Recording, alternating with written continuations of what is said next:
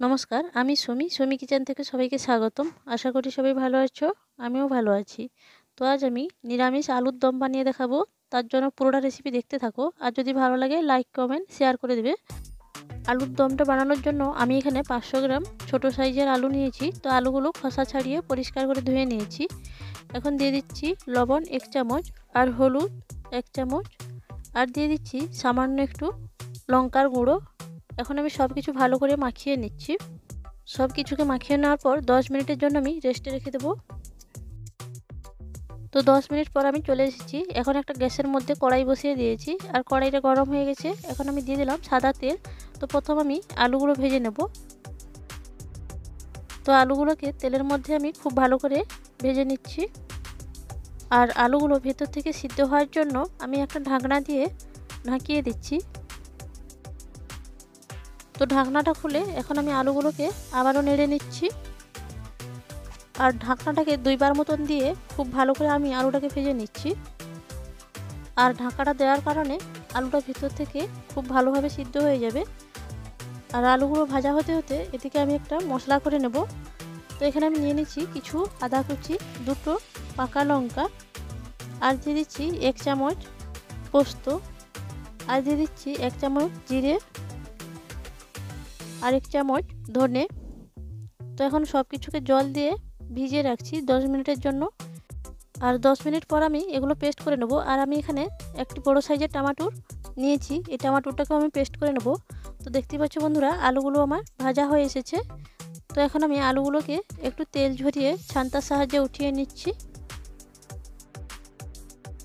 তো আলুগুলো সব উঠিয়ে নেওয়ার পর, আলুগুলো ভাজার পর যে তেলটা বেশি হয়েছিল সেই তেলের মধ্যে আমি আরও একটু তেল দিয়ে দিলাম। তো তেলটা দেওয়ার পর তেলটা অনেকটাই গরম হয়ে গেছে। এখন আমি দিয়ে দিয়েছি একটা তেজপাতা। তো তেজপাতাটা হালকা লাল হয়ে আসতেই এখানে দিয়ে দিলাম 2টো গোটা এলাচ আর একটা দারচিনি। তো সব কিছু গরম মশলাগুলো ভেজে নেওয়ার পর দিয়ে দিলাম এখানে টমেটোর পেস্টটা। আর টমেটোর পেস্টটা দেওয়ার পর গ্যাসের চুলাটা মিডিয়ামে রেখে মশলাটা আমি ভালো করে ভেজে নিচ্ছি। আর যেহেতু টমেটোটা একটু টক জাতীয় জিনিস, তার জন্য আমি এখানে ছোটো চামচের 1 চামচ চিনি দিয়ে দিলাম। তো টমেটোটা আমি প্রায় 2 মিনিট মতো ভালো করে ভেজে নিয়েছি। এখন আমি দিয়ে দিচ্ছি বেটে রাখা মশলাটা। তো মশলাটা দেওয়ার পর মশলাটাকে খুব ভালো করে আমি ভেজে নিচ্ছি। তো মশলাটাকে 2 মিনিট মতো ভালো করে ভেজে নেওয়ার পর দিয়ে দিলাম এখানে ছোটো চামচের 1 চামচ হলুদ গুঁড়ো, আর 1/2 চামচ শুকনো লঙ্কার গুঁড়ো। তো হলুদ গুঁড়ো আর লঙ্কার গুঁড়োটা দেওয়ার পর ভালো করে আমি মশলাটাকে আর একটু ভেজে নিচ্ছি। তো মশলাটা ভাজা হয়ে গেছে। এখন আমি দিয়ে দিলাম সামান্য একটু জল। এখন আমি মশলাটাকে খুব ভালো করে কষিয়ে নেব। তো দেখতেই পাচ্ছ বন্ধুরা, মশলাটা কষানো হয়ে এসেছে। এখন মশলার গা থেকে তেলটা বেরোতে শুরু করেছে। এই পর্যায়ে আমি দিয়ে দিলাম ভেজে রাখা আলুগুলো। তো আলুগুলো দেওয়ার পর মশলার সঙ্গে আলুগুলোকে খুব ভালো করে কষিয়ে নিচ্ছি। তো প্রায় 2 মিনিট মতো আলুটাকে ভালো করে মশলার সঙ্গে কষিয়ে নেওয়ার পর এখন আমি দিয়ে দিচ্ছি জল। তো জলটা আমি এখানে 1 বাটি পরিমাণ দিয়ে দিচ্ছি। তো খুব বেশি আমি জল ব্যবহার করব না। আর এই আলুর দমটা খুব বেশি পাতলা করে তৈরি করা যাবে না। তো জলটা দেওয়ার পর খুব ভালো করে নেড়ে চেড়ে এখন আমি তেজপাতাটা উঠিয়ে নিচ্ছি।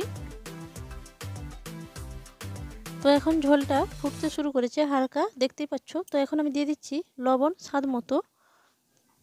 তো লবণটা দেওয়ার পর আরও আমি 2 মিনিট মতো গ্যাসের চুলাটা লোতে রেখে ভালো করে ফুটিয়ে নিচ্ছি। আর 2 মিনিট ফুটানো হয়ে গেলে আমি এটা নামিয়ে নেব। তো বন্ধুরা, আজকের রেসিপিটা কেমন লাগলো কমেন্ট করে জানাতে ভুলবে না। আর যদি ভালো লাগে একটা লাইক করে দেবে। আর আমার চ্যানেলে নতুন হয়ে থাকলে চ্যানেলটা সাবস্ক্রাইব করার অনুরোধ রইল। পরবর্তী ভিডিও দেখার জন্য আমন্ত্রণ রইল। ততক্ষণ ভালো থাকবেন, সুস্থ থাকবেন। ধন্যবাদ।